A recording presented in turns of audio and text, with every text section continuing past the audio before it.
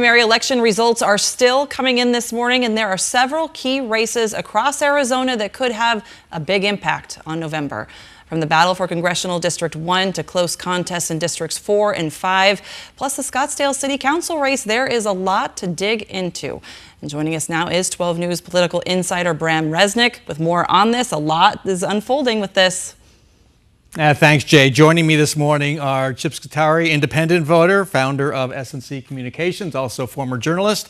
Barrett Marson, also a former journalist, Republican, and the CEO of Marson Media. Thank you both for joining us this morning. It's too early, quite frankly. It's too early. It's a little too close to me. Tell me about it. Okay, it's been round the clock, but that's my job, and I love it. Let's talk about the top of the ticket now. It's Andy Biggs versus Katie Hobbs. They're both out with ads this morning. Katie Hobbs was out last night, a minute after Andy Biggs was declared the winner of the Republican primary. Chip, I'll start with you. Tell me how Andy Biggs wins this race. He has to continue to come to the center, continue to say he's bipartisan Biggs, which probably will be a tough sell because he was shielded in his GOP primary against candidates who wouldn't criticize him for being an election denier, wouldn't criticize him for being a slow, long no vote on releasing the Epstein files, about other issues at the Capitol, which we may talk about when he was Senate president.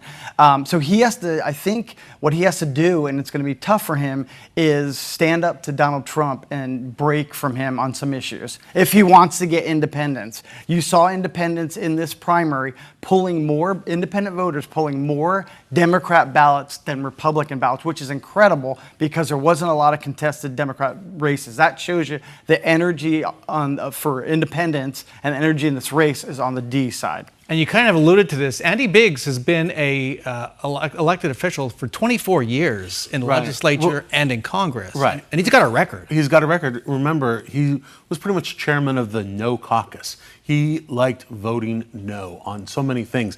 And that record is long and it's dangerous to independent voters, I think. And so that's going to be a problem for him. And the ads out by Katie Hobbs already. I mean, the guy didn't even get to sleep on his victory and enjoy it before already getting hit by Katie Hobbs, Governor Hobbs, and already showing some of his disastrous no votes from the aughts. And the challenge for Andy Biggs, Alexander Cullodin, Warren Peterson is everything they embraced in the primary that sold them to their very energetic base. How do they transition that and the Trump endorsement in the general? Does it become kind of toxic, like a toxic pill, poison pill in the general to a whole new electorate? That's what's going to be fascinating to watch. You know, so much of how people will vote in 3 months is how they will feel economically, how they'll feel about their own situation. And, you know, today oil prices are up about $3 already.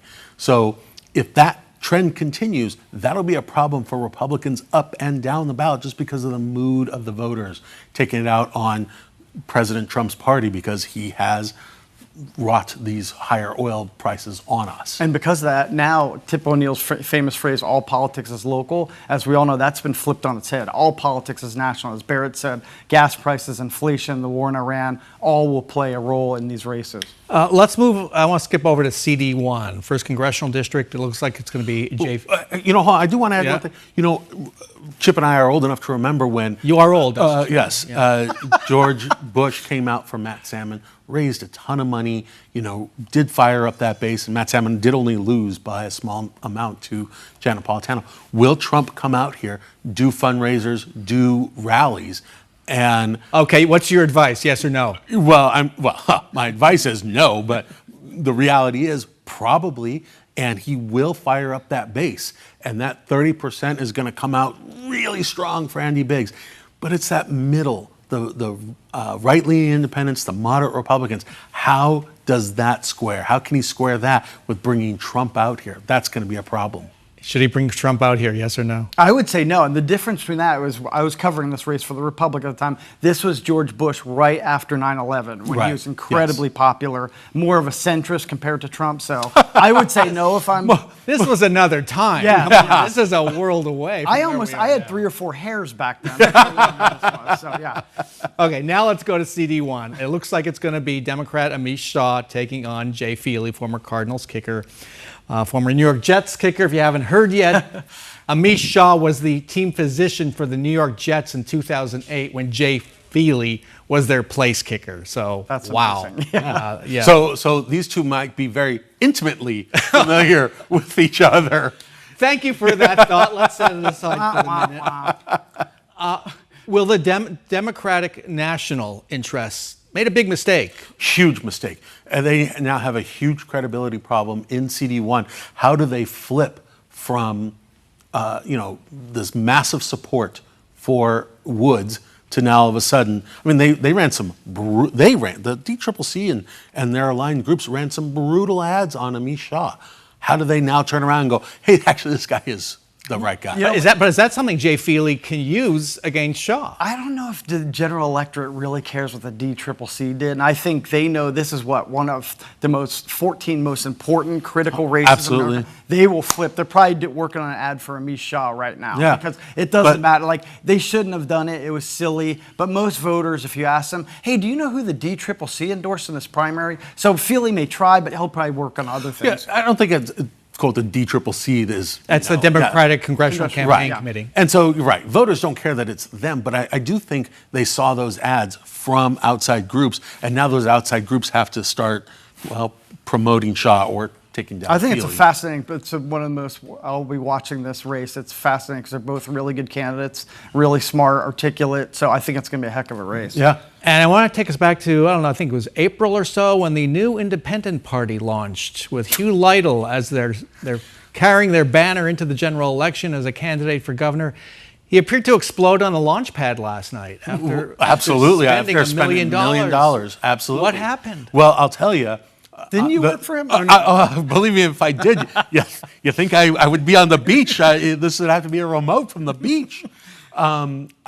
He absolutely lit that money on fire. Would have been much better to go to Kalshi and bet on his opponent. He would have made a lot more money and done a lot better last night. It's stunning that he lost the primary. Not that anyone's truly paying stunning. attention, but he spent more than $1 million of his own money. The other candidate spent what, $58,000? Yeah, I thought it was $58. Oh, $58 bucks. And that was stunning. And There are going to be 4 candidates on the ballot. Yep, the a Green gubernatorial Party. ballot. A Green Party candidate who might actually be a Republican.